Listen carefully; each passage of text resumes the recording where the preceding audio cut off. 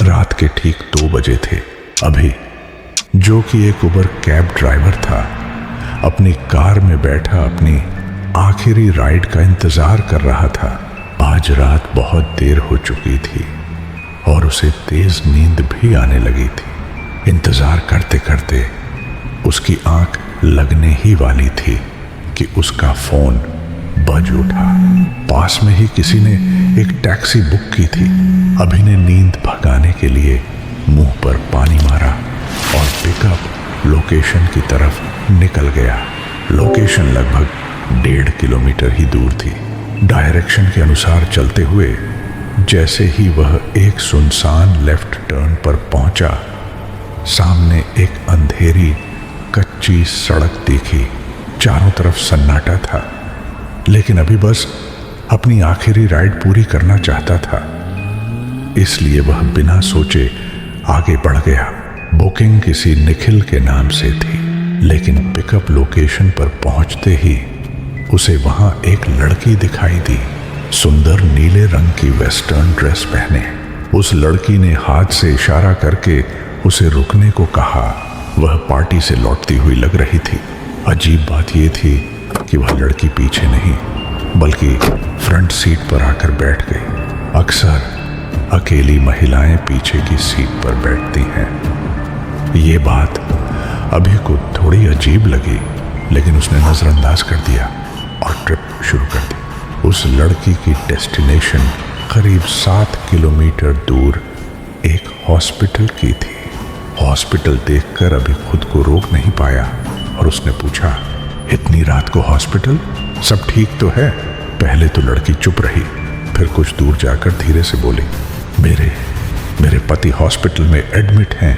अभी को उसके लिए हमदर्दी महसूस हुई। वह चुपचाप बाहर देख रही थी। अभी समझ गया कि लड़की परेशान है, इसलिए वह भी चुपचाप गाड़ी चलाता रहा। कुछ देर बाद लड़की ने फिर कहा, आज ही के दिन 2 साल पहले मैं और निखिल इसी तरह रात में पार्टी से लौट रहे थे। वो बहुत खुश थे। यह कहकर वह फिर चुप हो गई। अभी ने पूछा, लेकिन क्या? लड़की ने कोई जवाब नहीं दिया। तभी अभी की नजर रियर व्यू मिरर पर पड़ी और उसके होश उड़ गए। लड़की मिरर में दिख ही नहीं रही थी। अभी के हाथ पांव कांपने लगे। वह समझ चुका था कि उसके साथ बैठी लड़की कोई इंसान नहीं थी, एक भटकती आत्मा थी। फिर भी उसने हिम्मत जुटाई। अचानक ब्रेक मारे, गाड़ी झटके से रुकी। लड़की उसे गुस्से से देखने लगी। अभी डरते डरते गाड़ी से उतरा और गाड़ी चेक करने का नाटक करने लगा, ताकि बोले कि कार खराब हो गई है और वह उसे दूसरी कैब में भेज देगा।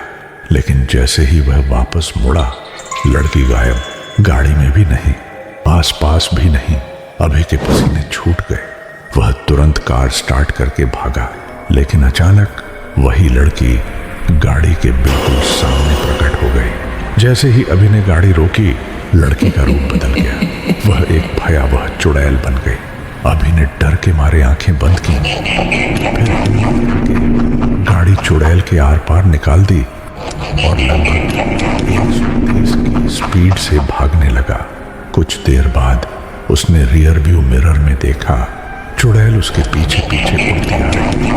जितनी स्पीड वह बढ़ाता, चुड़ैल उतनी ही तेज हो जाती। अभी घबराकर पीछे देखना बंद कर दिया।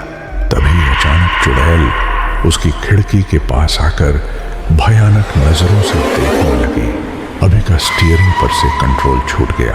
गाड़ी डिसबैलेंस हुई और एक डिवाइडर से जा टकराई। ठीक उसी डिवाइडर के सामने वही हॉस्पिटल था जहां उसकी ड्रॉप लोकेशन थी। हॉस्पिटल स्टाफ दौड़कर आया। अभी बेहोश पड़ा था। चुड़ैल गायब हो चुकी थी। जब अभी को होश आया, उसने पूछा, क्या कोई निखिल नाम का आदमी यहाँ एडमिट है? नर्स चौंक गई।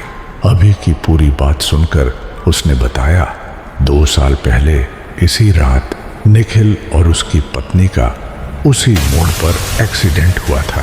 निखिल की मौत हो गई थी, लेकिन उसकी पत्नी बच गई थी। पर कुछ ही दिनों बाद पति की मौत का सदमा न सहते हुए उसने भी एक गाड़ी के सामने आकर अपनी जान दे दी। और सबसे डरावनी बात, उनका एक्सीडेंट करने वाला शराबी ड्राइवर वह कोई और नहीं, अभी का ही अपना बड़ा भाई था। अभी समझ गया आज रात उसके साथ जो कुछ हुआ वह सब निखिल की पत्नी की आत्मा कर रही थी, शायद बदला लेने आई थी। उस रात के बाद अभी ने फिर कभी टैक्सी नहीं चलाई। यह हादसा वह कभी नहीं भूल सका।